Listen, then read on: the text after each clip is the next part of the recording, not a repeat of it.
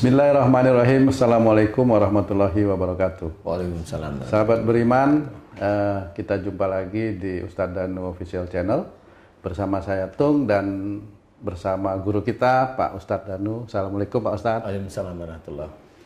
Baiklah, sahabat beriman dimanapun berada, kali ini kami akan membahas mengenai sihir, karena banyak sekali terjadi di kehidupan kita, di masyarakat mengenai sihir ini. Kadang-kadang ada orang yang nggak suka langsung nyihir, pokoknya sihir lah gitu. Kali ini kita akan membahas bagaimana sebenarnya sihir itu menurut akhlak di dalam syariat Islam. Monggo Pak Ustadz Danu, bagaimana kira-kira penjelasannya Pak Ustadz mengenai sihir tersebut yang berhubungan dengan akhlak di dalam syariat Islam gitu Pak? Ya, memang sihir itu ada, makanya istilahnya ada cerita dari Rasulullah Muhammad SAW kalau Rasulullah pernah disihir oleh wanita. Oh. Jadi disitulah mulai ada doa untuk untuk melindungi dari setan, dari orang-orang yang memang para penyihir. Doa sih sebenarnya ya, yaitu Al-Falaq sama An-Nas, doa kepada Allah Ta'ala. Dan doa ini memang biasanya dilantunkan oleh saudara-saudara kita agar dilindungi dari sihir sebenarnya. Tetapi persoalannya adalah bukan persoalan doanya yang salah. Enggak, kenapa sihir itu masih bisa masuk ke tubuh seseorang, ya, itu betul. Bukan doanya yang salah, tetapi orangnya yang berdoa itulah yang dianggap salah oleh Allah Ta'ala, atau dianggap kurang pas, atau dianggap imannya kurang baik oleh Allah Ta'ala. Ini Allah ya, karena selama ini banyak sekali saudara-saudara kita itu yang bacain dengan bacaan-bacaan Quran juga sihir itu tetap masuk tetap aja gitu Pak Ustadz. masih ada di situ, masih bisa gitu masuk ya. Jadi intinya bukan salah Qurannya, enggak sebenarnya. Jadi yang salah itu ya yang baca itu. Dari sisi mana? Bukan salah bacanya, dari sisi Allah Ta'ala. Bisa aja imannya rusak. Imannya rusak itu banyak yang bisa menjadikan iman seseorang itu rusak. Amal solehnya tercedera. Cedera bagaimana amal soleh itu bisa cedera? Nah, itu juga banyak. Jadi sebenarnya keimanan seseorang muslim itu insya Allah bisa kok menjaga orang muslim itu dari sihir. Yang jaga tetap Allah Ta'ala. Oh, ya. Tetap itu ya. Keimanan itu kan kuat sekali. Jadi umpamanya kita cerita, banyak sekali saudara-saudara kita yang muslim itu terkena sihir. Padahal dia sholatnya tertib, ya. Sholatnya tertib, puasanya tertib, baca Quran tertib. Tetapi kenapa masih bisa kena sihir? Iya. Karena sholat kan bukan menangkal sihir Pak Ustadz. Ya, memang gitu, sholat itu memang adalah alat kita itu takwa kepada Allah Ta'ala. Jadi tidak untuk menolak sihir. Betul. Jadi banyak dari kasus-kasus yang sering saya tangani adalah kadang-kadang ada seseorang yang sholat itu malah di sholatnya itu ada yang berkata kasar pada Allah Ta'ala, seperti itu. Jadi itu belum bisa diterjemahkan sama banyak orang, khususnya yang muslim. Kenapa ada makhluk yang berani berkata kasar kepada Allah Ta'ala itu ketika orang itu sholat? Ya, sholat sunnah tahajud, sholat wajib biasa. Subhanallah. Ada beberapa, tidak banyak sekali sih, ada beberapa kasus yang beda orang itu seperti itu. Jadi ada makhluk yang berkata kasar pada Allah Ta'ala, itu harus dicari kenapa seperti itu. Padahal orangnya sholat tertib, rajin, puasa rajin, baca Quran rajin, itu awalnya seperti itu. Nah, disinilah yang harus kita ketahui, kenapa sih sihir itu kok bisa masuk kepada kita yang muslim, yang menurut kita itu sholatnya tertib. Nah, itu menurut kita, makanya bukan menurut Allah Ta'ala. Kalau menurut Allah Ta'ala terjamin lah, kayak Rasulullah Muhammad SAW itu terjamin lah ya, insya Allah. Nah, kalau kita itu bagaimana? Contoh namanya iman. Iman ini kita rusak sendiri. Kita rusak. Jadi saya berbicara tentang orang Muslim. Jadi kalau kita mengaku Muslim, iman itu harus kuat. Nah, orang yang mengaku bahwa dirinya kuat inilah karena dia begini. Kalau dia merasa imannya kuat, ya harus hati-hati. Dia harus menerjemahkan iman kuat itu yang bagaimana. Contoh momennya, dia seorang Muslim nih. Tetapi dia hampir setiap hari menjelekkan saudara Muslim yang lain. Oh, itu imannya hancur itu sudah. Karena dia yang Muslim itu, dia tidak sadar bahwa dia itu menyalahi banyak firman Allah, menyalahi beberapa hadis juga bahwasanya seorang Muslim itu saudara, seperti itu. Kemudian tidak boleh mengejek, tidak boleh mencari kesalahan orang lain, tidak boleh merasa golongan kita itu lebih benar. Itu banyak ayat yang disalahi. Nah, itu rusak iman dia. Iman dia rusak. Gitu. Langsung aja rusak imannya dia. Nah, orangnya sendiri nggak tahu. Orangnya itu nggak tahu kalau dia itu merusak imannya sendiri. Dia merusak ibadahnya dia sendiri. Tidak tahu. Karena apa? Saudara kita yang seperti itu, dia tetap tidak pernah merasa salah.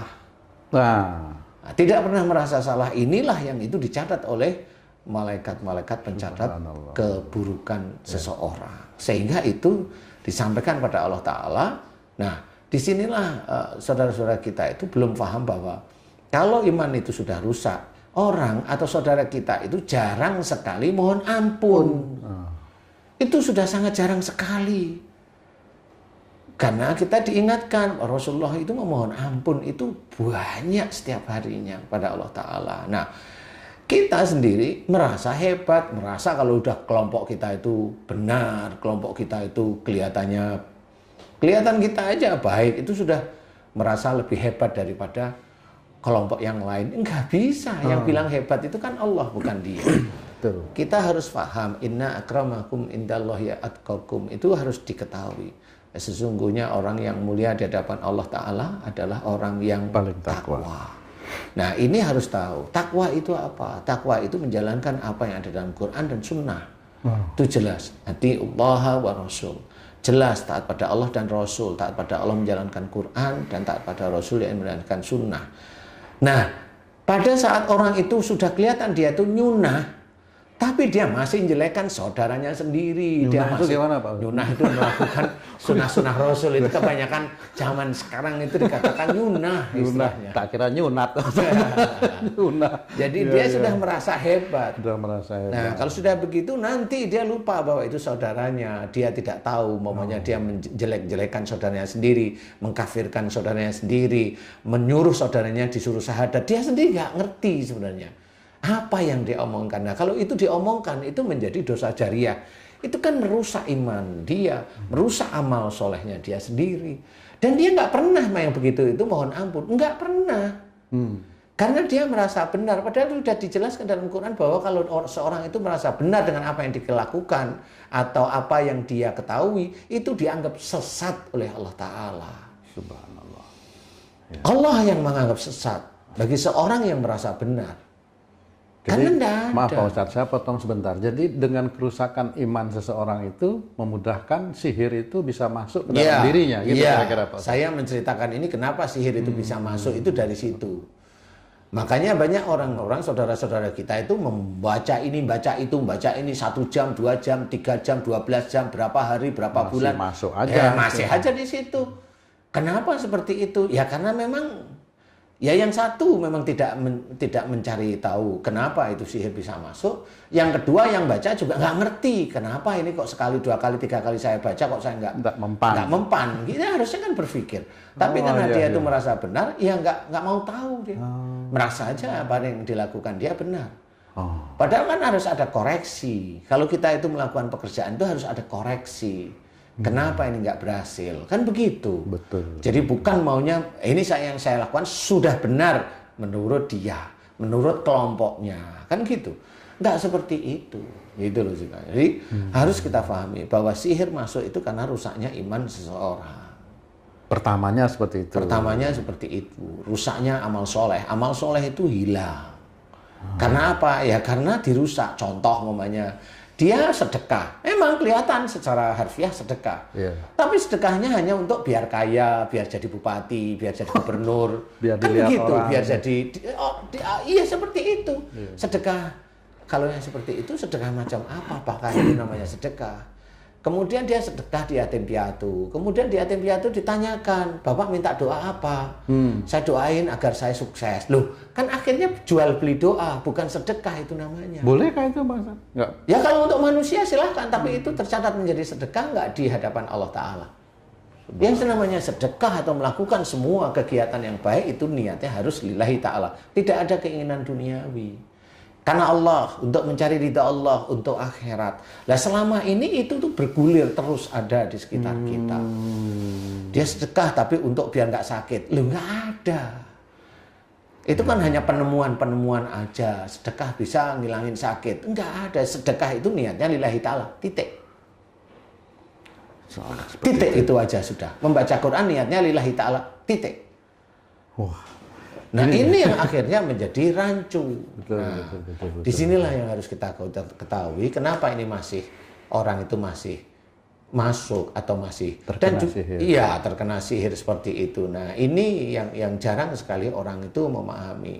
Nah sehingga pada waktu dibaca ini nggak bisa. Apalagi kalau sihirnya si dukun itu ikut-ikut masuk ke dalam tubuh orang yang disihir. Wah itu nggak bisa. Bagaimana itu Pak Ustaz? Ya bisa aja dukunnya ngirim ilmunya dukun untuk ngelihat. Kata orang Jawa itu apa namanya itu? Ya itu ilmu dukunnya lah ya. Apa itu namanya itu? Saya juga nggak tahu ya. Ilmu dukunnya. Nah kata-kata itu dari ilmu dukunnya itu dari orang yang kena sihir itu bisa diamati. Satu, kamu jangan ikut-ikutan. Saya mau membunuh orang ini. Nah ini bisa dua kemungkinan. Satu, dukunnya itu ngomong seperti itu. Dukunnya yang ngomong. Atau dukunnya kamu nggak akan bisa. Ini dukunnya yang ngomong. Nah, jadi sebentar ini udah agak memusingkan sedikit Pak Ustaz. Mudah-mudahan ini sahabat beriman bisa memahami ya. Pertama, dukun itu memasukkan ilmu ke tubuh seseorang yang dia mau sihir. Kemudian seseorang itu bisa berbicara dari perkataan dukun. Nah, kok bisa dukun itu pinjam mulutnya orang itu untuk ngomong? Itu gimana Pak Ustaz? Kok itu agak memang juga betul. Itu, jadi dukun itu memasukkan ilmunya ke orang itu. Bisa yang ada dimasukkan di daerah jantung, bisa dimasukkan ke daerah hati. Dan orang tersebut karena memang imannya rusak, dimasukkanlah ilmu-ilmu sihir lewat dukun yang ada di dalam tubuhnya. Dipanggil tuh sihir tuh. Yang dilewatkan dukun yang sebelah sana. Ini ilmunya ikut memanggil nih. Nah, sihir itu akan masuk. Nah, gimana? Kalau dia ingin menjadikan orang itu mempunyai tumbal atau orang itu kesurupan, semua atribut jin yang bisa menjadikan seseorang kesurupan itu masuk ke tubuh orang itu. Menguasai organ-organ tertentu dari orang itu. Contoh, orang yang mau dikuasai dukun agar orang itu bisa kesurupan itu adalah pendengarannya itu ditulikan. Sehingga ya dia nggak bisa dengar sebenarnya. Kemudian matanya untuk melihat itu dibikin buta oleh ilmunya nih, buta sementara, jadi bukan permanen ya ini ya. Kemudian otak kecilnya dia kuasai. Kemudian batang otak itu dia kuasai. Batang otak itu untuk menguasai seluruh tubuhnya. Kemudian yang ada di punggungnya dan sebagainya. Nah, kalau ini sudah dimasuki oleh dukun, ilmu-ilmu dukunnya, nanti dukunnya itu akan memanggil ilmu yang memang dia bisa menggerakkan anak buahnya, istilahnya di dalam tubuh manusia yang di dalam tubuh manusia yang disihir itu. Nah inilah ilmu dukun. Nah kenapa itu bisa? Ya memang jin itu memang ada yang bisa seperti itu. Nah itu caranya ya memang harus mohonnya kepada Allah Ta'ala. Kalau memang kita tidak mampu istilahnya, ya tahu secara tubuh manusia, tahu dikendalikan, tahu otaknya, tahu dikendalikan, itu ngerti. Tapi ini semua jin ini kan milik Allah. Kalau kita mau ngobatin jin ini kan milik Allah. Iya, pasti. Lah kalau kita mau ngobatin ya kita kembalikan pada Allah Ta'ala sebenarnya. Nah ini ada makhluk Allah yang ada di tubuh orang ini. Jadi mohonlah kepada Allah Ta'ala. Meminta, berdoa kepada Allah Ta'ala gitu. bukan perang mantra, bukan perang amalan. Akhirnya kan menjadi amalan di situ, perang amalan. Akhirnya perang jin lawan jin kan gitu juga kalau Akhirnya amalan. kan jin lawan jin juga. Makanya kenapa yang jin disihir dari dukun, dimasukin amalan-amalan yang memang tidak ada tuntunan dari Rasulullah. Nah, itu namanya perang namanya. Nah, kenyataannya gimana? Sihir dari dukun juga akhirnya yang menang dulu gitu nih. Nah, emang dukun itu nyihir pakai amalan yang ditulis di Quran atau? Kalau saudara-saudara kita yang nggak suka sama dukun ya bilangnya memang itu mantra. Kalau dukun mantra lah begitulah namanya. Sehingga mantra ini dibuat oleh jin agar jin tersebut itu mengikuti perintahnya si dukun dengan embel-embel umpamanya kalau akan dibikin mati ya harus pakai darah gitu. Kalau hanya disakiti ya paling apa ya biasa dukun itu nggak tahu ya pakai alat lah benda keris keris kecil kayak atau jarum atau besi kaca apa hijau seperti itulah. Tapi, saya juga nggak tahu. Maaf Pak Ustadz, sebelum kita lebih jauh lagi membahas mengenai sihir, kenapa orang itu punya keinginan untuk menyihir seseorang? Kira-kira apa kiat-kiat atau gimana ya? Supaya kita bisa terhindar dari masalah sihir itu aja dulu pertama. Gimana itu? Yang pertama itu jelas nafsu seseorang. Nafsu seseorang itu kalau dia merasa, jadi dia merasa tersakiti, dia akan mencari orang lain yang mampu menyakiti orang lain dari jauh. Nah, di Indonesia ini banyak sekali budaya yang pakai seperti itu. Di luar budaya nari, di luar budaya nguri-nguri budaya kita, kan gitu ya. Betul, ada budaya yang underground ceritanya. Ini underground istilahnya. Jadi budaya nyantet. Itu ya memang budaya untuk orang-orang yang syirik hatinya. Dia merasa disakiti, kemudian dia ambil dukun. Dia merasa disakiti karena memang yang dia sukain kawin dengan orang lain, ya dibikin si wanitanya ditumbalin agar nggak punya anak. Seperti itulah istilahnya. Nah, kemudian apa budaya kalau udah mau pemilihan tuh. Pemilihan apa itu? Macam-macam ya, bisa bupati, bisa gubernur, bisa pemilihan anggota DPR, DPRD, itu banyak sekali yang seperti itu. Itu dia make istilahnya. Bisa aja yang make itu dibalik. Dukun itu kan pinter-pinter. Iya betul. Jadi dibalik, dia mau nyoblos apa dibikin. Nah, yang pintar itu dukunnya atau yang nyuruh dukun Pak Ustadz? Yang pintar itu ya ini hanya pinter dukunnya aja. Karena kan dukunnya itu bisa, gambar itu bisa dirubah di mata orang itu.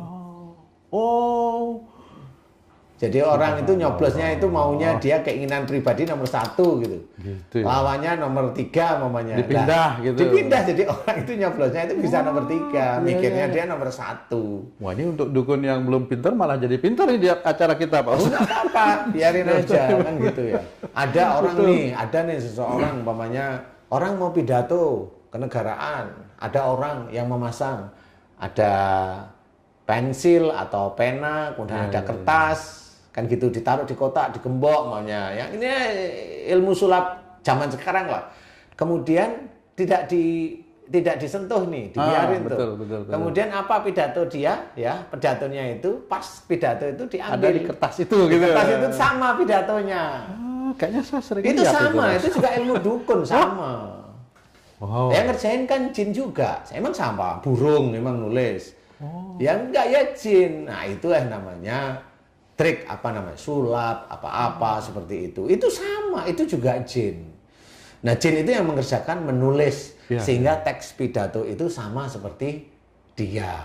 Atau dia ambil sebelum pidato persis, pidato jam 10 dia ambil jam 8, kemudian langsung diambil di syuting, dilihat pidato sama. Jin itu nulis. Kenapa? Jin itu nulis naskah pidatonya yang mau dibaca itu disamain. Itu kerjaan jin. Itu yang biasa ada di orang-orang hebat-hebat yang di TV itu kan begitu aja sebenarnya. Gitu. Itu sebenarnya kerjaan jin, bukan kerjaan manusia. Dan itu dibilang hebat, ya hebat. Nah, tapi di mata Allah enggak, musyrik. Musyrik berarti kalau musyrik berarti itu dosa di hadapan Allah. Jelas dosa, dan orang itu tidak akan mohon ampun kepada Allah Ta'ala. Karena kemusyrikan itulah yang menjadikan uang itu masuk. Nah, kalau uang itu masuk kepada dia, emang uangnya itu halal apa haram? haram. Nah, sudah titik.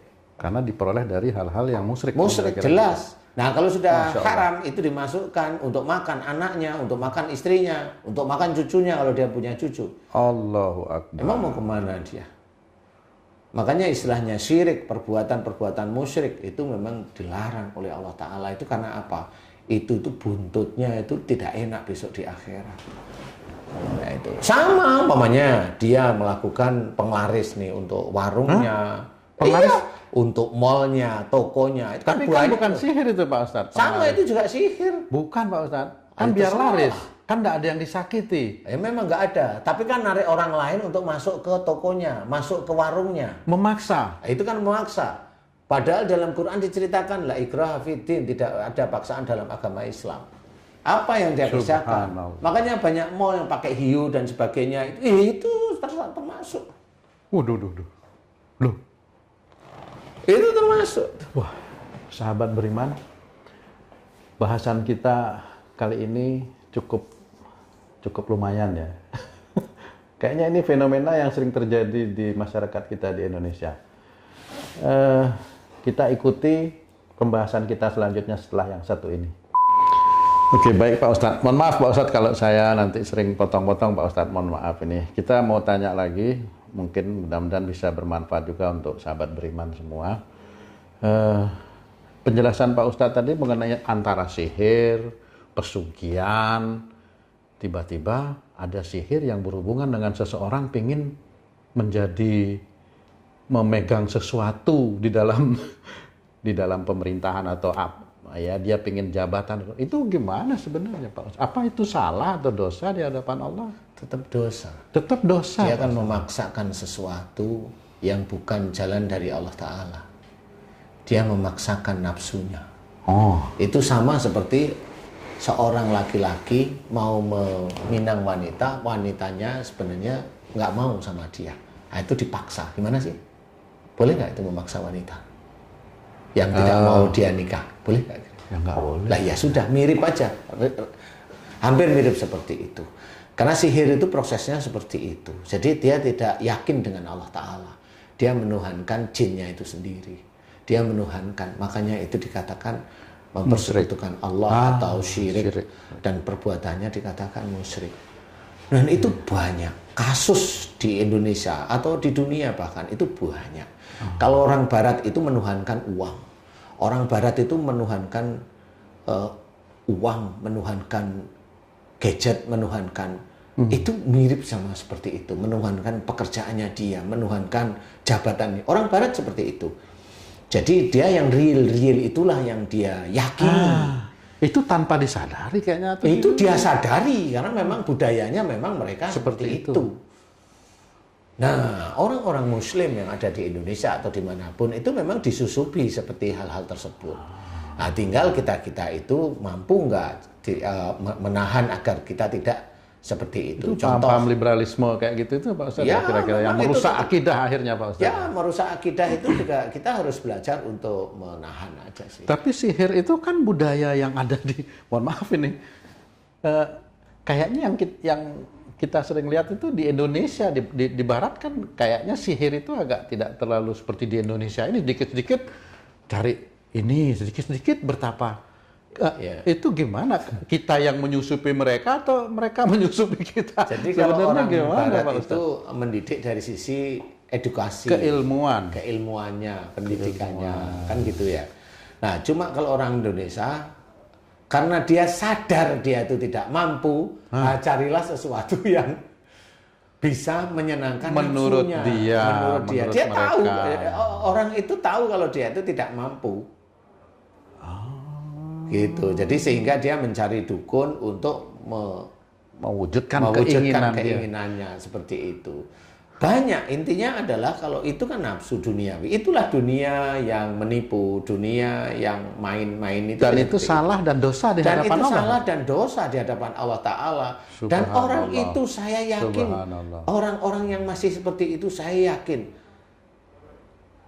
prosentase besar itu dia tidak mohon ampun. Karena yang dia lakukan, dia sudah sholat kok. Mikirnya dia seperti itu. Dia sudah sholat itu dianggap selesai sudah.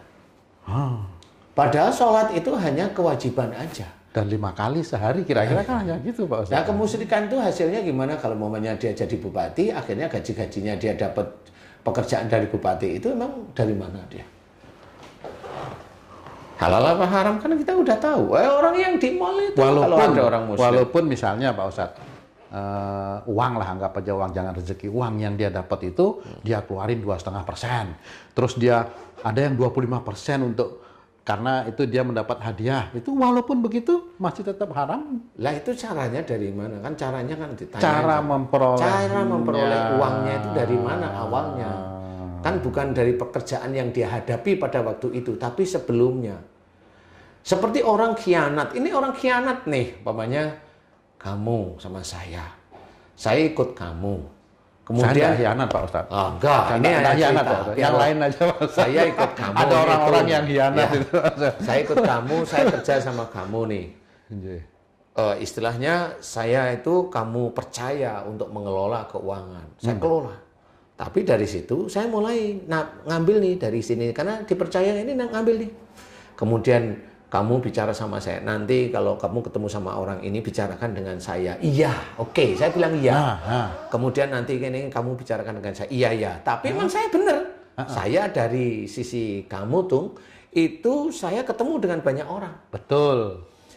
Ada pekerjaan yang saya kerjakan. Betul. Tapi saya nggak ngomong sama kamu. Ini kan khianat dari sisi sumpah.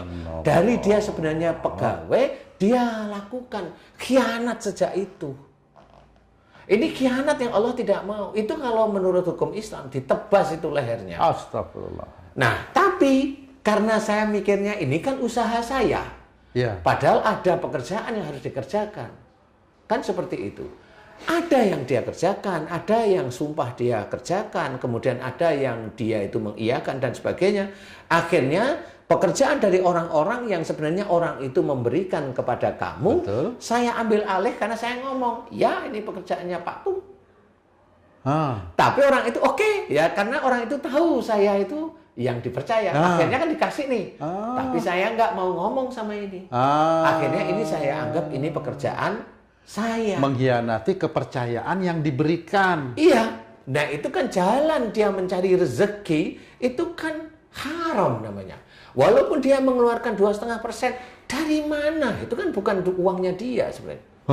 Subhanallah. Itu kan bukan uangnya dia. Subhanallah. Nah ini kalau dia ngeluarin 2,5%, ya nggak bisa. Apa itu nggak bisa dihalalkan Pak Ustadz? Halal gimana? Halal itu kalau jumlahnya besar gitu kan. Kalau wanita kamu halalin, boleh itu. Bilang bismillah gitu. Bukan. Tapi kan uang kalau besar gimana Pak Ustadz? Makanya kalau mamanya saya mau nyerahkan kan eman-eman juga kan. Nah ya itu. Akhirnya kan saya ambil. Bisa dihalalkan nggak itu Pak Ustadz? Ya, kalau mau dihalalkan ya kasih aja ke yang punya yang aslinya. Akhirnya orang itu tidak bisa memiliki. Iya, tinggal nafsunya dia. Mau nggak dia? Dia mau dunia? Jelas nggak mau karena dia sudah berusaha untuk mendapatkan. Itulah yang terjadi di lingkungan sekitar kita. Akhirnya uang itu menjadi uang yang haram. Dan sama itu sebenarnya. Itu khianat. Dan itu Allah tidak menyukai. Dan kalau itu dilakukan terus-menerus, dia ngasih makan istrinya, dia ngasih makan anaknya, dia nanti kalau punya cucu, dia makan. Ingat, harta itu harta haram. Yang dia peroleh dari menikung orang yang memberikan kepercayaan kepada dia. Ini harus dia selesaikan antara nafsu sebagai manusia atau dipilih akhirat untuk selama-lamanya. Ini orang memilih sebenarnya tuh. Orang memilih. Sama seperti orang dia melakukan pekerjaan umpamanya menarik orang, dia punya restoran, dulunya dia seorang ke orang pinter atau ke tanda kutip umpamanya ya, tanda kutip orang yang berpeci yang kelihatan dia punya nama di lingkungan, dia ngaji tapi dia nyuruh pakai ini. Itu tahu nggak itu? Kalau memang itu terjadi, loh itu belum tentu dari Allah. Karena Allah memberikan, mengabulkan doa seseorang itu banyak tahapannya. Imannya dilihat, amal solehnya dilihat. Loh, emang betul? Lah iya. Wa yastajibul ladzina amanu wa amilus sholihat. Dan Allah akan mengabulkan doa orang yang beriman. Nah, ini doa orang yang beriman dulu. Beriman itu harus kuat imannya. Bukan iman dalam arti KTP. dan beramal soleh. Amal soleh itu apa? Amal soleh itu bukan sedekah, itu dikatakan amal soleh. Sedekah yang lillahi ta'ala, itu amal soleh. Dia melakukan pekerjaan diawali dengan bismillah, ditutup dengan hamdalah, itu menjadi amal soleh. Dia menggauli istrinya dengan baik, itu amal soleh. Dia memberikan rezeki pada istrinya menerima. Pada suatu saat istrinya salah, dia tidak menekan istrinya, kamu kan sudah tak kawinin, kamu sudah tak kasih ini. Lah itu hilang itu amal soleh itu. Tidak boleh seperti itu. Nah, ini orang ini banyak seperti itu. Makanya Allah itu kalau mengabulkan seseorang ada tahapannya. Bukan ada seseorang walaupun dia itu pendakwah ngomong baca ini kabul. Loh, enggak seperti itu. Ada tahapannya seperti itu. Tapi kalau memang dia memilih baca ini kabul, ya silahkan. Itu dia yang akan bertanggung jawab nanti di akhirat. Nah, dalil yang saya berikan tadi adalah dalil dari Quran. Harus berpikir. Berarti seseorang yang mau dikabulkan oleh Allah Ta'ala, imannya harus kuat. Lillahi Ta'alanya itu kuat sekali. Tidak untuk main-main. Padahal Pak Ustadz, bagaimana kita tahu bahwa iman kita sudah kuat di hadapan Allah? Atau jadi sehari-hari aja kan kita bisa lihat nih. Kita itu kalau mengerjakan sesuatu hal yang baik pakai basmalah apa enggak? Itu awalnya gitu. Kita sholat 5 waktu, ya apa enggak? Kamu sholat, kita sholat itu untuk meningkatkan jabatan, untuk meningkatkan rizki, atau agar istri itu agar istri percaya kalau kita itu masih Islam, kan gitu. Banyak hal yang kita pikirkan di balik kita itu melakukan kebaikan. Bisa aja orang itu bermain sihir, bermain pengasihan, asian, setelah kaya itu dia dermakan. Emang itu didermakan itu hilang? Enggak. Caranya mencari itu sudah haram. Ya namanya pencuri itu ngambil uang, dia korupsi, dia bayar korupsi yang sekian miliar, dia bayar 2,5%. Lah, kok itu mau menipu Allah gimana? Lah Allah kok mau ditipu dengan 2,5%? Lo cari uangnya aja udah haram.